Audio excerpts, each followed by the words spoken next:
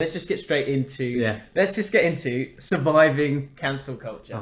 I think it's one of the biggest problems nowadays, with just in terms of like YouTube or celebrity type culture in general. It's just like people accusing people of stuff, accusations flying around like 24/7. Like there are so many people I know have been accused of stuff rightfully, falsely accused of stuff. And basically what happened is we had like another one, because it's not the first time it's happened. It's the first time it's happened when anybody really knows who we are. But when we were all like smaller channels, it used to stuff like it used to fly around so many times. Accusations. They're just accusations, truths, and when you got like a bunch of 18-year-old, 19-year-old, 20-year-olds dealing with stuff like that, a lot of us, one of our friends was accused of basically like something very terrible. And we all believed it, and then it basically ended up turning out to being like completely false. Right. And then it's that whole thing where, number one, you don't know who's telling the truth anymore, who's lying to you, and then suddenly the difference is now is that it's not like something you just go through with your friends, because everybody is a public figure. And we've all known each other since before any of us really had like any form of following, but because we've all grown with it, it then becomes a thing where you've also got like 50,000 people or so making like their judgments on that, and it was just it's just a crazy time in general. So the basics of this was a high profile person was accused. You then had a period of time where you had to try and figure out, so the accusation was rape, was it? Yeah. And so when it's something like that, it's such a sensitive issue that, having watched the Jackmate podcast with you guys, you were sort of highlighting that it took a couple of months for you to try and figure out where to sort of sit with something like that, because it is such a sensitive issue, and it is such a difficult thing to prove either way. What allowed you to, and maybe there is an answer to this, what allowed you to get to a point where you made the mistake, which you've said, of sort of putting your sort of flag in the ground in terms of which side to go with? So many messages came out, first of all, and before it was like a public thing, because it obviously wasn't public for us. First of all, it was something where on the internet happens so quickly. Like the accusations happen, and that's where people think it started. But like stuff like that and all these situations that happen, there's so many all the time. Normally goes on for like 4 or 5 months before then. Like 5 months ago, you hear, oh, so and so probably might have done this, and then like 2-3 months go by, and then you see messages get sent to you and stuff like that, or like at a point you got like 20-30 people telling you that it's all true. And it's one of those things where I ended up basically saying something about it because of the fact that I'd invited him around my place, and he'd been staying with me for a few weeks, and then basically a bunch of my friends actually called me up when he left, which was like the weirdest part. They waited for him to leave, and they went, "You've been housing a rapist for X amount of weeks." Right. And basically like, well, like, why are you doing that? You know this is true. And I was like, I've never heard of this before. Right. And then it became this thing where then they sent me everything on it, and I thought I was like, oh, this is he's terrible. I read everything, and I was like, he is horrible. I am really actually quite upset with the fact that I've introduced him to all my friends. So then I felt like it was my responsibility to say I don't agree with any of the stuff that he's done. A month down the line, it turns out that most of it was completely falsified by the girl he was with. Right. Which is terrifying. It is terrifying. It is terrifying. And it's such a... Women will be screaming at that because of the damage that something like that does, because it gives the sway of sort of being falsely accused to it being those kind of things being true. Often it's down to perspective. Like I've had those discussions with different women about, you know, oh, well, you don't know. Well, you don't know. And it often comes from your point of view, as in you go, well, I would never do that. So there has to be some sort of nonsense involved. Yeah, well, like when you get somebody... But it's the same the other side. When somebody sends you something like that, you think, why would his girlfriend lie? That's the first thing you think, especially because I had somebody sort me outside a pub, literally like 3 weeks after it all happened, which was almost like this weird irony. And I was like, well, I wouldn't lie about any stuff like that. I had my friends with me when that happened, and that was just an experience in itself. And then I also have friends who... I was outside the pub after playing football with a few of my mates, and some fan recognised me, approached me. She was a woman, and she was with a bunch of guys, and she was like quite clearly like trying to chat me up, and I was like rejecting her advancement. So one of the guys came over, he grabbed me by the fucking balls, and he just went, "Oh, he's got a nice pair on him." Are you fucking serious? And I stood there, I just froze. I didn't know what to do. And then my mate Zach literally like grabbed the guy and was like, "What are you doing?" He's like, "Let go." Wow. And so that was one of those things where when something like that happens, it's weird because when I read stuff on the internet as well, I always thought you believe women first, and that was like the way to go for it. And now it's weird because obviously I get all the stuff saying, "I should never have done that to your mate," but it's like, "Oh, do you believe women first? Like, what do you pick? Like, how do you decide? Yeah. How do you know?" And I think it's almost a situation where now I'm like, "Well, do you not say anything, or does that make you a coward? Like, what? Well, you can't really win." So I think that kind of, this is a really strange space that you have to live in, because, and this from an out. I mean, obviously he's the victim out of all of it. He was the one who got lied about. Like, it's not. Yeah, and he could say the exact same thing that you've just said there about why didn't you believe me? But I guess you didn't know him well enough, and life's full of mistakes. Yeah, that's another thing with YouTube. I think a lot of people see it as, oh, they're best friends, but it's like that was like the first time I met him and all that. So when I read it, and it's happened so many times, and like 9 times out of 10, it normally turns out to be true. So I just believe it. It's also one of those things where you don't really think straight when something like that happens. Yeah. Because you'd rather not be in a situation where any of your friends being accused of that. Of course. So when that then, it's understood that it's false, and then there's this, this phrase that I want to vomit when I say it, this cancel culture idea, and you're in the eye of that storm. What was going through your mind in those few days? Because there's probably a lot of people who are in this commentary community who are turning on you, right? Yeah, so it's this interesting thing where, like, the internet going back and forward, as somebody who makes videos on people all the time as a job, like, that was actually probably the easiest thing. Like, losing, like, the 40,000 subscribers, all of that. I watched it happen to him, and then as soon as he proved it to be false, I was like, well, obviously that is just going to come back to the direction of the people who went with it in the first place, which is completely understandable, because that's what the internet does. And it's been a big thing this year now where cancel culture has been like 9 times out of 10 the people who got cancelled this year made a response video and it flipped, like, no matter what they said, to an extent where. So I was thinking, right, so there's a pendulum. It's like, and then everybody goes, "Oh, well, we hate cancel culture." But then you're thinking those are the same people who obviously cancelled him and they went, "Oh no, sorry, now it's you." Yeah. But it was for me, that wasn't the part that was the hardest. I expected that. I even knew going into it. It was when I knew that there was even going to be accusations posted, I was thinking, this is going to be a nightmare, just in general, because even people I know who didn't say anything even got hit by the ricochets, I suppose, because they were like, "Oh, you didn't say anything at all. Right. So what were you doing?" But for me, it's when there's a lot of times where people you really feel like and friends of yours, they either start avoiding you or quite clearly talking to you differently. That's the real stuff that I think, when it affects your real life. Yeah. Stuff on the internet, obviously it's my job, so it does affect me to an extent, but I wasn't bothered about any of that, because for me it wasn't about that in the first place. It wasn't about, oh, this person, obviously their career should be ended. It's more like, I don't want my friends hanging around with these people. And then it gets to the point where friends are like, who is telling the truth at all? And well, that's it. I mean, talking to you there and understanding the life and the world that you're in, it feels like there's a lot of blurred lines where things can spill onto each other. Because there you spoke quite clearly about the distinction between the internet and real life, but then the whole storm, it was a bit of both. Yeah, it was my family knew about it. They would message me about it. I basically just like took 2 months off to just kind of reassess just everything. Just so I felt like, because it was one of those things where I was like, it got to the point where I was even like, do I enjoy the job enough to have to put up with stuff like this? Because this is the type of stuff that comes with a job nowadays. It's like stuff like that. Yeah. And it was one of those things where I just had to have like a big reassessment. I think everybody involved pretty much did, just in general.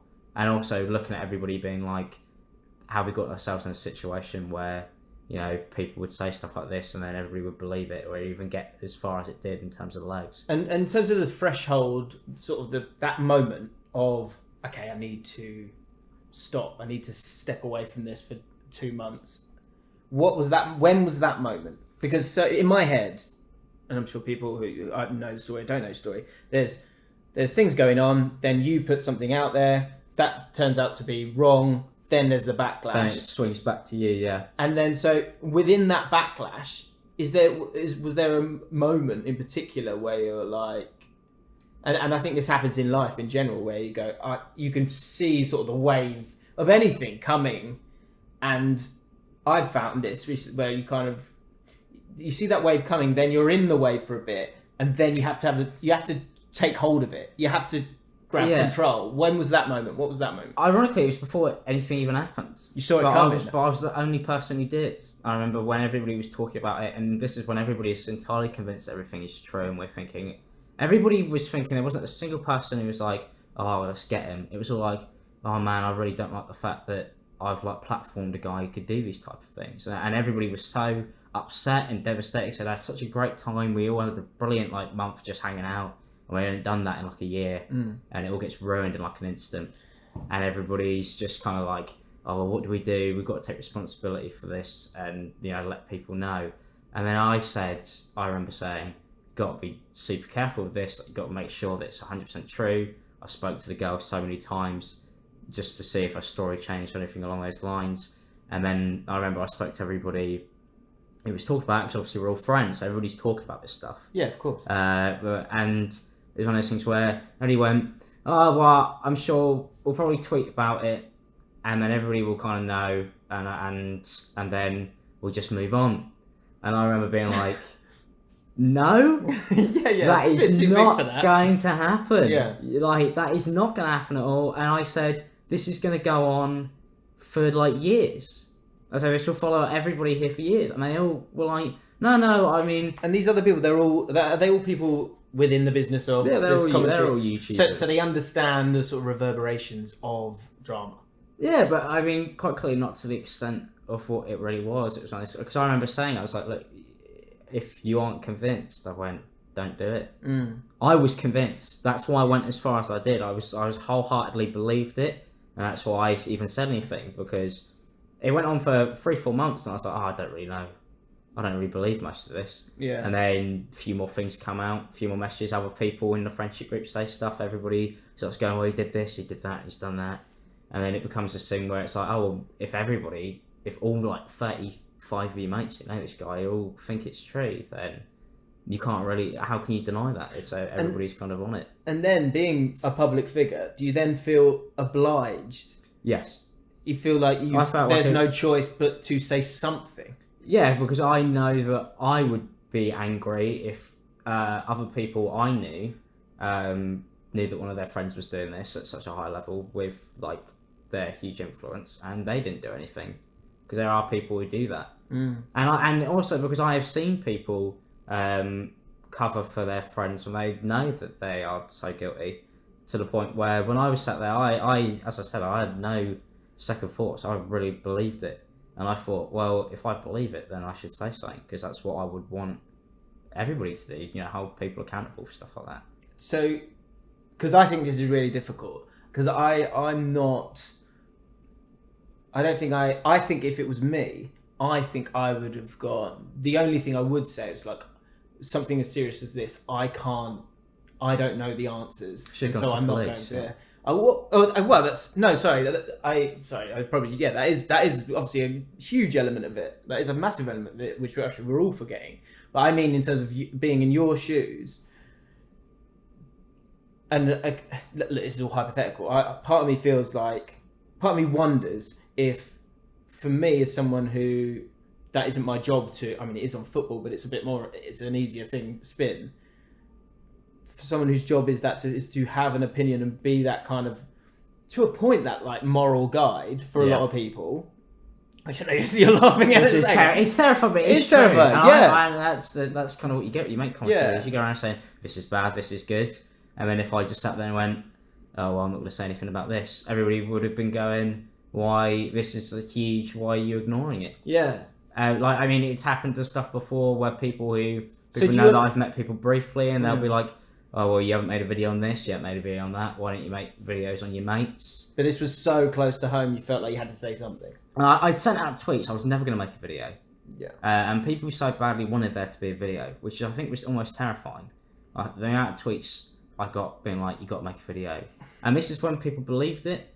Because there's such a weird thing. When I first tweeted it, the tweet got like 10,000 likes, and it was like, good that you believe women first over your friends. That's so good. Then 6 months later, it's, how could you backstab your friend? This woman is a liar. Yeah. And it's like, how can people say that first one and then say the second one?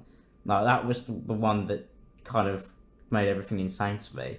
And because then it was this weird thing where I was like, obviously I make these videos, and then people are like, all right, well, you should make a video on it so everybody knows. Like, why don't you share this with your whole audience? I was like, because I don't want to share this with everybody. Yeah. I'd rather not share it at all. But because I am a public figure, I really I felt like I had absolutely no choice in the matter. Like, I had to say something somewhere. Yeah, because I think it's such a unique topic for someone like you in your situation to be involved in, because there are sides, but it's ultimately it's not totally quantified. You know, the evidence is difficult to get to, and it's not something it's not something you want to talk about. No, ever.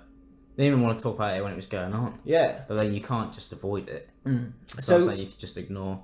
So then sort of the backlash comes, and were you quite level-headed in that moment because you saw it coming? It was one of those things where I was so aware of it happening to the point where it happened, I was like, all right, well, this was what was going to happen anyway. It was going to go both ways, because there's always going to be the people who believe it and the people who don't. Yeah. And no matter which way it goes, there's going to be a split. Not everybody's going to believe it. Not everybody's going to think it's false. And then when more evidence comes out, some people won't switch, some people will. So I was always sat there saying, look, no, you're not going to get everybody to agree with you. Yeah. Nobody's going to, like, there's going to be backlash. There's going to be people who are such huge fans of him and me, and even just the smaller people involved in general.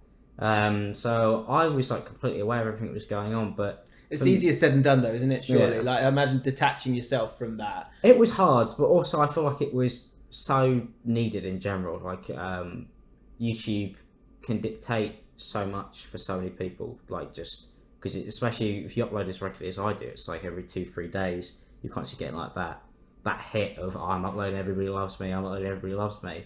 And there's this big interesting thing for me where I've had people who have been like cancelled before in the past. And as soon as their videos could still be getting the same views, but as soon as like that social blade isn't green, they completely fall out of all love of it. They realise that they hate making the videos they make, they hate doing it, they hate the person they are, hate everything they've been doing. And I think that was the biggest thing for me. It was more like, as soon as I got out of that flow and I was like, oh, this is the first time in like 3 years I haven't been a YouTuber. Yeah. And then I was kind of like, what? Getting the hit. Yeah, because I just stopped uploading. I was like, what actually am I if I'm not making all these videos? And that was like a big, almost life-changing moment where I was like, I need to actually stop doing other things and just rebuild my life. Because it was also one of those things where one of the things I had was, I'm not a YouTuber really at the moment. I wasn't making videos, I wasn't tweeting, wasn't really on Instagram. And then you kind of realise that you have no use to like 99% of the people around you, because they are all YouTubers talking to YouTubers because they're YouTubers. I've heard you say that a lot about being a YouTuber. And so you not uploading for 2 months, so that means you're not allowed to be a YouTuber anymore. You're not allowed that. Well, it's like I wasn't doing it. It was like I took myself out of it. It was like I wasn't uploading or anything along those lines. Wasn't on social media, so it was like. But for you to be that brutal on yourself, that suggests to me that the being a YouTuber is something you really hold up. Oh, it's something that I think it's a title that so many people wish they had. Like, it's like being a footballer, right? Like, when you see footballers who aren't doing, like, when you see people like Ross Barkley going out for drinks and throwing pizzas at people, you think, look, you got a job that so many millions of people wish you could have. So for me, I was like, well, I don't feel like I'm doing a good service to what I was meant to doing, especially somebody who makes commentary videos. Like, I'm going to be good at, putting judgment on stuff and so that. So I felt like I needed those 2 months out to just really reassess like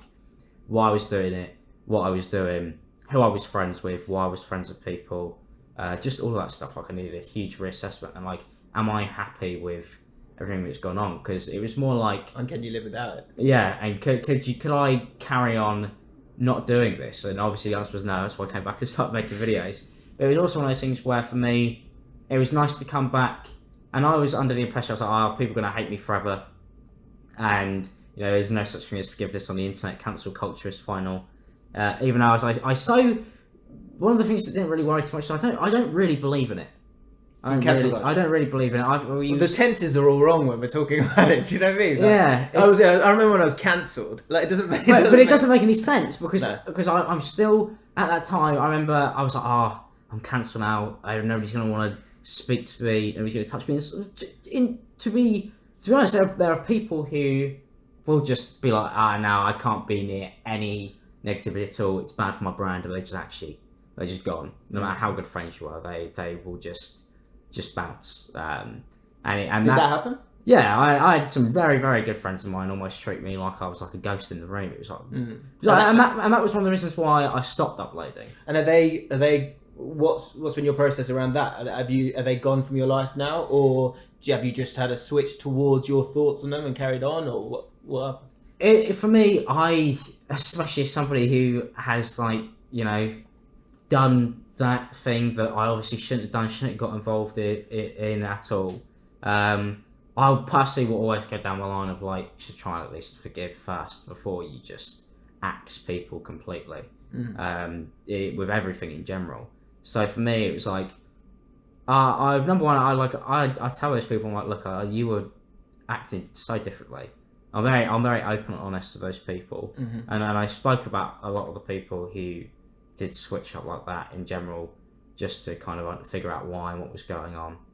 But for me, it's always like, I would much prefer that everybody could just move on from everything. Otherwise, like, what's the point? Like, in the same way where the guy was falsely accused, like, if he can't come back from it, then what's the point? Yeah. So everybody should be able to move on from a situation like that, especially because it is so jarring. Like, I've been on so many ends of that. I've been on the area where like there are people who have falsely accused so many people and vice versa, to the point where I'm like, when all that stuff went down in general and everybody was acting all differently, I was like, it's not something that like 20-year-olds are used to dealing with. Yeah. So I feel like everybody gets a bit of room to be a bit weird. Yeah, I mean, that's totally fair. Well, that's it, because I think like